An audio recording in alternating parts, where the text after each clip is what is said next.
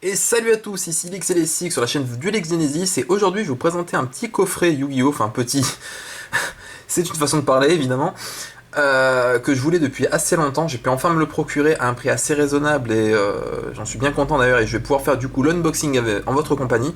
Par contre, pour vous montrer un petit peu la taille du truc, je vais un petit peu reculer la caméra, donc désolé s'il y a des petits bruits un peu chelous tout ça. Hop, on relève un peu, voilà. Je vous présente donc le coffret table ronde du Chevalet Noble. Oui, je me le suis pris dès que j'ai pu, voilà, je l'ai trouvé à un prix assez raisonnable sur eBay, voilà, je le dis, un cash. Du coup, j'en ai profité. Et on va un petit peu découvrir ensemble le contenu, parce qu'évidemment, même si je sais à peu près ce qu'il y a dedans, bah, je l'ai pas encore ouvert ni rien, il est encore scellé. On va découvrir ça donc tous ensemble. Allez hop, c'est parti. Yop. La boîte est légèrement cabossée sur les côtés, mais tant que le contenu va bien, je m'en fiche perso. Hop. Hop. Voilà. Ça déjà, c'est fait. Ok donc, comment ça s'ouvre? Ah ouais, oui d'accord, comme les Legendary Collection en fait, c'est exactement le même principe. Hop, donc ça on va mettre de côté. Alors donc nous avons le deck, les cartes en plus, un superbe playmat que je vais utiliser tout de suite d'ailleurs, et en fond une petite boîte de rangement. Bon, on va tout sortir. Alors déjà, donc le deck, là on va mettre de côté. Les cartes aussi. Le playmat aussi. Et la petite boîte de rangement à faire soi-même, entre guillemets. Hop, on met là à côté. Voilà, désolé pour le bruit. Hop. Alors du coup ça, on va le refermer, je vais le mettre à côté. On va s'occuper un petit peu vraiment du contenu de la boîte. Parce que la boîte, on l'a vu, elle est grande, elle est belle, mais on s'en fiche. Du coup, on va un peu se rapprocher maintenant. Hop. Voilà. Voilà, ça sera mieux. Ok, on va commencer par... Bah, par le playmat, tiens. Comme ça, on va pouvoir le mettre en fond pendant qu'on va regarder les cartes et tout. Ça va être assez sympa, du coup. Hop. Alors, voyons voir un petit peu à quoi il ressemble. Il faudrait que je dézoome, en fait, pour que vous voyez vraiment bien encore. Désolé. Hop. Il est vachement sympa. Donc là, vous avez un petit aperçu, du coup. Personnellement, je le trouve vachement cool. Bien joli. Allez. Bah, on va faire tout le reste de la vidéo avec ce playmat en fond, vous savez quoi, avec Merlin, voilà. Car il faut savoir, donc je pense que tout le monde le sait, mais l'archétype Chevalet Noble est clairement inspiré de la légende arthurienne, en fait, tout simplement. Que ça soit par rapport à même les noms, même s'ils sont un peu déformés, comme... comment dire, comme Artorigus, etc. Bah, c'est clairement Arthur, par exemple. C'est vraiment tout inspiré de la légende arthurienne, tout ça. Et personnellement, je trouve ça cool, parce que bah, j'aime bien la légende arthurienne, justement. Du coup, c'est toujours appréciable comme petite référence. Je vous retrouve tout de suite. Donc mes chers amis, alors voilà, j'ai dû vite fait m'absenter, faire un petit truc tout ça, j'en ai profité en même temps pour retirer un petit peu le truc plastique qu'il y avait autour du playmat et de faire la petite boîte. Donc c'est une petite jouet, je vais vous montrer ça vite fait, c'est une petite boîte en carton un peu à l'arrache. Hein. Il fallait un petit peu monter soi-même tout ça, donc moi j'ai un peu calé les trucs comme ça, je sais pas si c'est comme ça qu'il fallait faire, mais moins que ça tient. Hop, après ça, on le clips là-dedans. C'est fermé, voilà, c'est la boîte, c'est le coffre à trésor chevaleresque du pauvre, je trouve, mais bon. On va dire ça fait son travail. Hop, on va le mettre de côté. Alors maintenant, donc, on a le deck et les cartes promo, tout ça. Alors beaucoup de personnes n'apprécient pas le design des cartes qu'il y a avec ce coffret. Personnellement, ça ne me dérange pas du tout. J'aime bien, en fait, même pour être honnête. Parce que ça change un petit peu, tout simplement, cet aspect, bah, justement, l'aspect parallèle rare, en fait, ça soit sur les cartes normales parallèles ou les parallèles rares tout court, en fait. Je trouve que ça change un petit peu, ça fait peut-être un peu bling, mais après tout, c'est c'est les chevaliers nobles, c'est la royauté, c'est la légende arthurienne, tout ça, ça en jette, faut dire ce qui est. On va commencer par les 3 cartes, tiens. Hop. Alors ça, c'est un petit paquet, on va faire gaffe à pas abîmer les cartes qu'il y a dedans quand même, ça serait relativement ballot. Oui, enfin, faudrait qu'il s'ouvre déjà le truc en fait. Oh merde. Tu sais quoi? On va y aller à l'arrachasse. Voilà.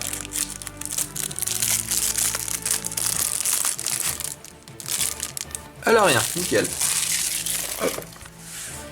Alors, donc ici nous avons dispositif d'évacuation obligatoire, illusionniste d'effet, avec cet effet sombre, elle rend bien je trouve.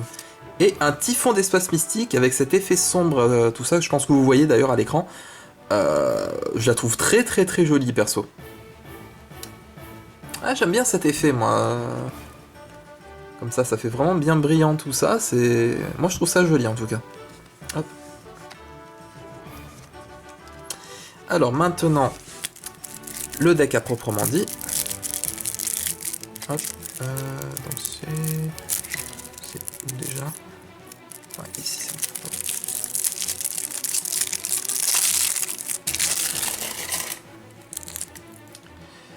Alors donc c'est un deck de 43 cartes, enfin là je pense qu'il n'y en a que 40 et que c'est là où il y a les 3 cartes. On a 3 cartes d'extra deck aussi, donc on va faire tout dans l'ordre. Alors pour commencer, une carte qui je crois est exclusive à ce coffret, c'est la carte de Merlin. Voilà, donc tirée de Merlin l'Enchanteur, hein, tout simplement. Ensuite, Bedwyr le Chevalier Noble. Artorigus le Chevalier Noble, comme je vous disais, regardez. Le chevalier qui retire l'épée du rocher, c'est clairement Arthur, de la légende. Gawain le Chevalier Noble, c'est le Chevalier Gauvin. Car Gawain est son nom anglais, donc c'est clairement ça. Chevalier Noble Infâme de Lotsaline Noire. Je suis en train de me demander si c'est pas Lancelot, ça, justement. Vu que c'est l'un des seuls, voire même le seul qui est ténèbres.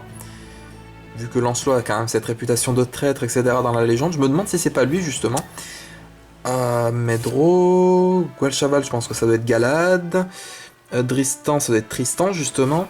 Borz, là je vois pas trop. Perdure, c'est pas Perceval, peut-être. Perceval de Galles, je sais pas. Echtar... Gwenwifar, la Dame du Lac, forcément. Après, on passe aux cartes qui sont pas des monstres chevaliers nobles, mais qui vont bien avec le deck, donc Ange de la Loyauté, vu que c'est quasiment que des monstres lumière.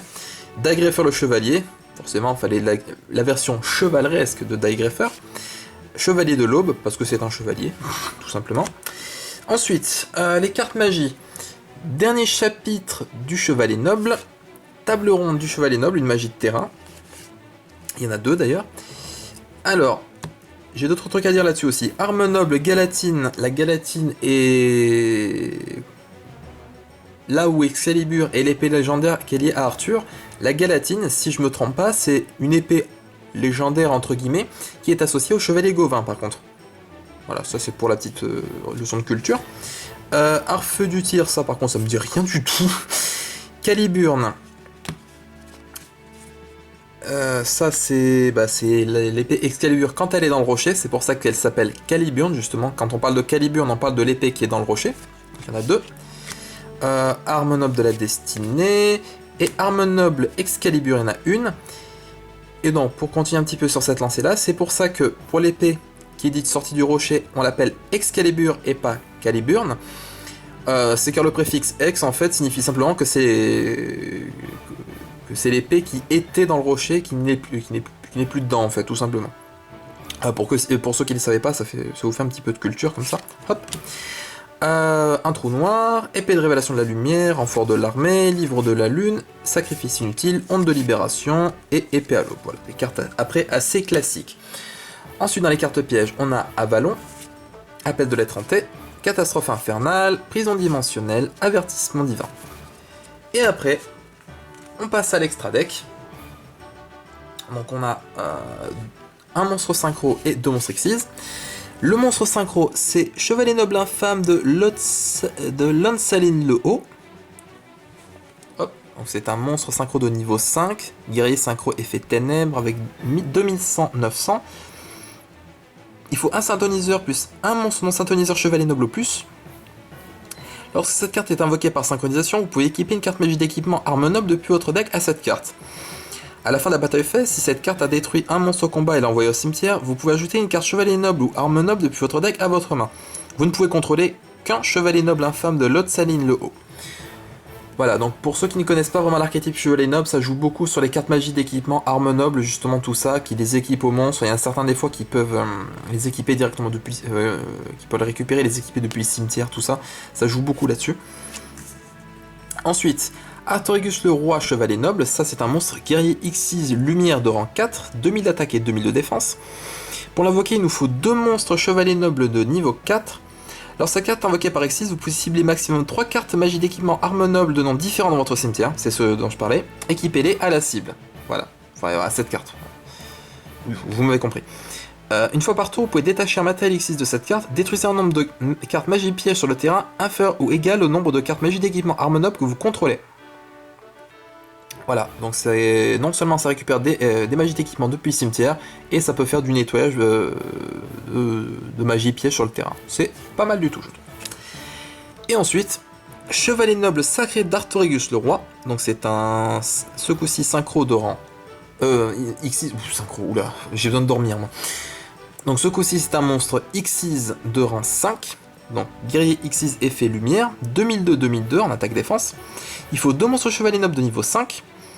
Lorsque cette carte est invoquée par X6, vous pouvez cibler maximum 3 cartes magie d'équipement arme noble non différents dans votre cimetière, équipez-les cibles à cette carte. Même principe que le précédent. Une fois par tour, vous pouvez détacher un matériel X6 de cette carte, puis cibler un autre monstre sur le terrain, détruisez la cible. Si cette carte est envoyée sur le...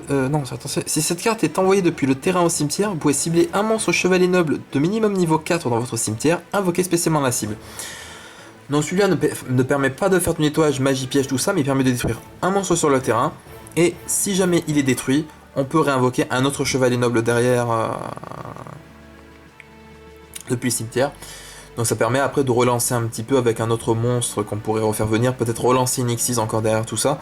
C'est pas mal du tout, je trouve. Moi, je trouve ça assez sympathique.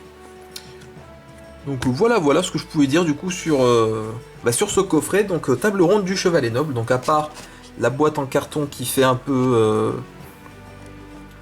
Enfin, elle est jolie, hein, mais le fait de savoir que c'est du carton, que c'est un peu à l'arrachasse, tout ça, ça retire un peu le prestige noble justement des chevaliers nobles. Je trouve ça un petit peu dommage du coup, même si c'est assez sympa quand même comme coffret, je trouve. Ces cartes en normal parallèle rare, beaucoup de personnes les critiquent. Personnellement, j'aime beaucoup justement le design qui change un petit peu tout ça, puis ce côté un petit peu gold bling qui colle bien justement avec les chevaliers nobles, avec la royauté, tout ça, j'aime bien perso. Donc voilà, donc n'hésitez pas à aimer, à commenter la vidéo si elle vous a plu, et à vous abonner à la chaîne si vous aussi vous ressentez l'âme des cartes. Et moi je vous dis à la prochaine pour d'autres unboxings, pour peut-être de la présentation d'archétypes ou autre. Allez, salut!